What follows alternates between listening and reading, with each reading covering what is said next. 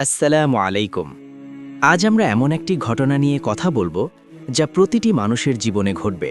ধনী, গরিব, শক্তিশালী, দুর্বল, সবাইকে এ পথ দিয়ে যেতে হবে।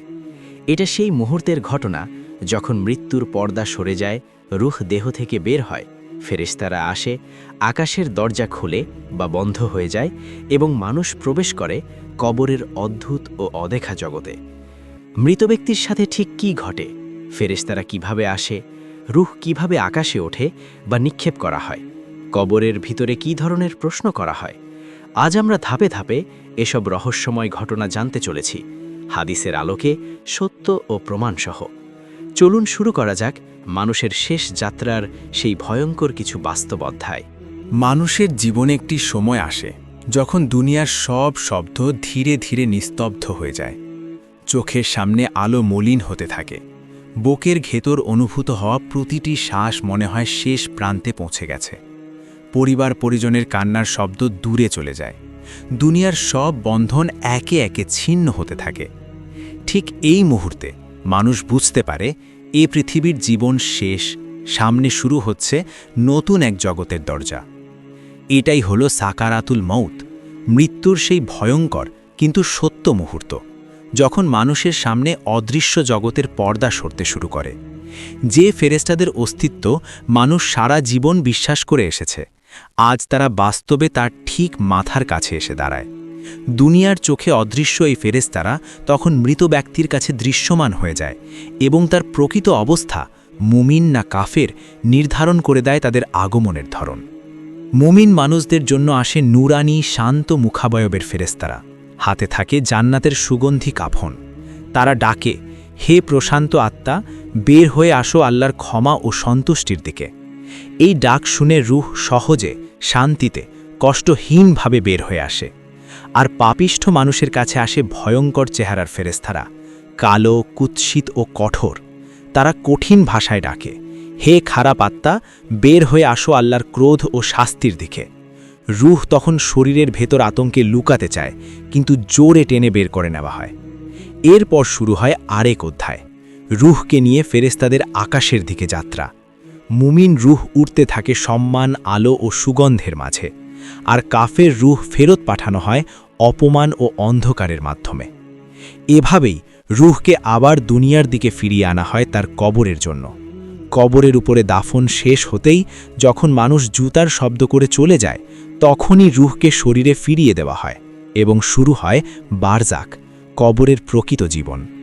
অন্ধকার কবরের অভ্যন্তরে তখন উপস্থিত হয় মুনকার নাকির, সেই দুই ফেরেশতা যারা মানুষের প্রকৃত বিশ্বাসকে পরীক্ষা করার জন্য আসেন।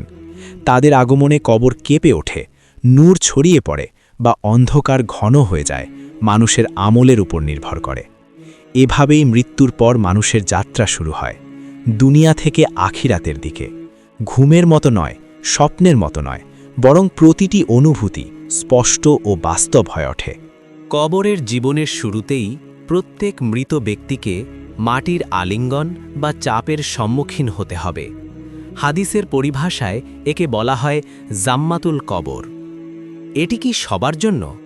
হ্যাঁ, মুমিন এবং কাফের উভয়ের জন্যই কবরের চাপ সত্য, তবে এর ধরন ভিন্ন।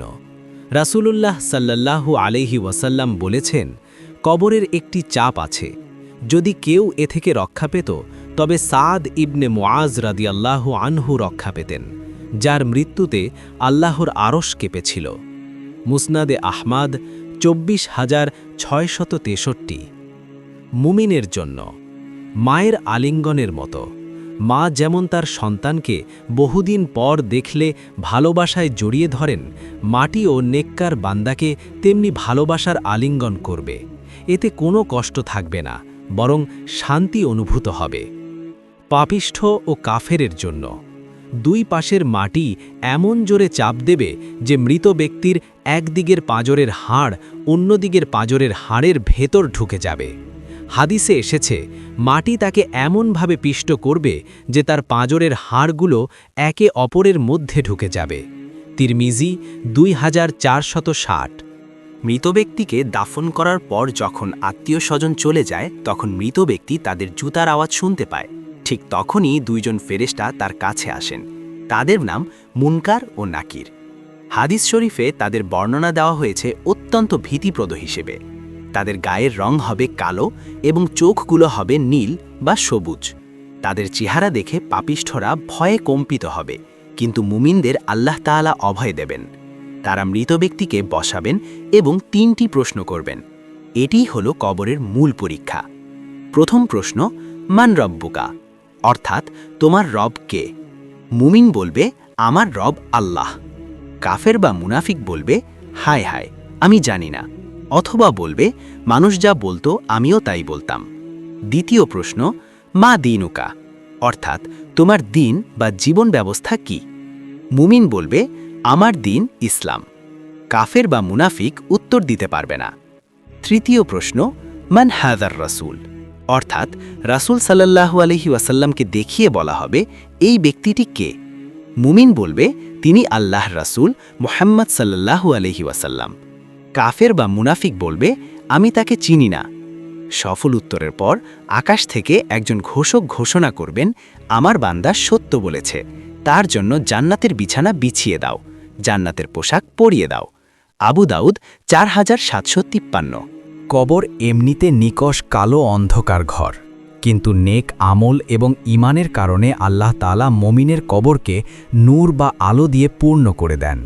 হাদিসে এসেছে, মুমিনের নেক আমলগুলো যেমন নামাজ, রোজা, যাকাত, কোরআন তেলাওয়াত তার চারপাশে পাহারাদার হিসেবে দাঁড়িয়ে যায়। যখন আযাব আসতে চায় তখন নামাজ বা রোজা বাধা দেয়। রাসূল সাল্লাল্লাহু আলাইহি ওয়াসাল্লাম বলেছেন, মুমিনের কবরকে 70 হাত প্রশস্ত করে দেওয়া হয় এবং তার সবুজে শ্যামল ও নূরে আলোকিত করে দেওয়া হয়। সহিহ মুসলিম।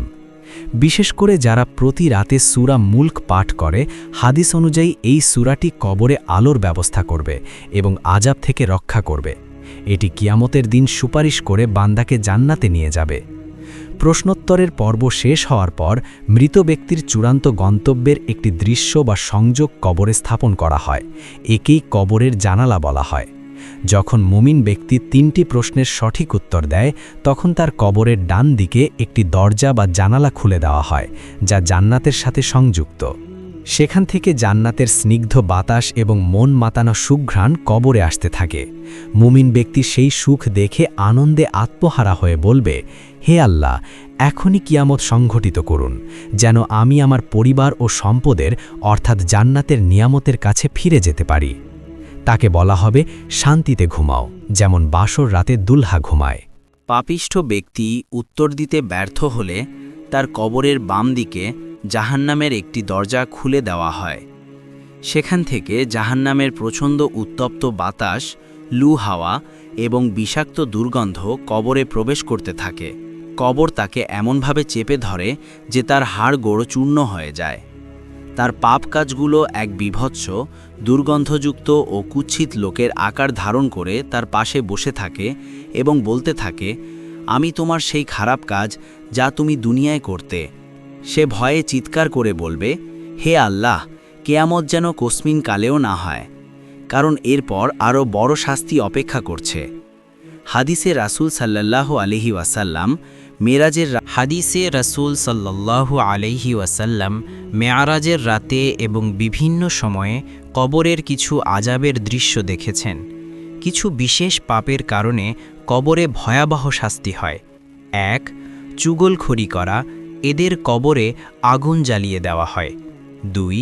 প্রস্রাবের অপবিত্রতা থেকে না বাঁচা, কবরের আযাবের অন্যতম প্রধান কারণ এটি। 3. সুদখোর, রক্তের নদীতে সাঁতার কাটবে এবং পাথর গিলবে। 4. মিথ্যাবাদী, লোহার হুক দিয়ে তাদের চোয়াল চিড়ে ফেলা হবে। 5. কোরআন শিখে আমল না করা বা নামাজে অবহেলা করা, বড় পাথর দিয়ে মাথা চূর্ণ বিচূর্ণ করা হবে। কবরের আযাবগুলো থেকে বাঁচার উপায়গুলো জেনে নেওয়া জরুরি। 1. ঈমান ও তাওহীদ ঠিক রাখা, শিরক মুক্ত থাকা। 2. 5 ওয়াক্ত নামাজ, বিশেষ করে ঠিকমতো অজু ও পবিত্রতা অর্জন করা। 3. সূরা মুলক পাঠ, প্রতি রাতে ঘুমানোর আগে। 4. সাদাকা বা দান কবরের গরমকে নিভিয়ে দেয়। 5. শাহিদি মৃত্যু, আল্লাহর রাস্তায় শহীদ ব্যক্তি কবরের ফিতনা থেকে নিরাপদ থাকেন। 6 জুমার দিনে মৃত্যু। কোনো মুসলিম জুমার দিন বা রাতে মারা গেলে আল্লাহ তাকে কবরের আযাব থেকে রক্ষা করেন। তিরমিজি। 7 বেশি বেশি ইস্তিগফার ও দোয়া। আল্লাহুম্মা ইন্নী আউযু বিকা মিন আযাবিল কবর। হে আল্লাহ, আমি আপনার কাছে কবরের আযাব থেকে আশ্রয় চাই। কবর কোনো সাধারণ গর্ত নয়, এটি হয় জান্নাতের একটি বাগান, নয়তো জাহান্নামের একটি গর্ত। দুনিয়ার এই ক্ষণস্থায়ী জীবন শেষ হবেই। বুদ্ধিমান সেই যে মৃত্যুর পর এই অন্ধকার ঘরের জন্য আলো বা নেক আমল সংগ্রহ করে। আল্লাহ তাআলা আমাদের সকলকে কবরের ভয়াবহতা থেকে রক্ষা করুন। মুনকার নাকিরের প্রশ্নের উত্তর সহজ করে দিন এবং কবরকে জান্নাতের বাগান বানিয়ে দিন। আমিন।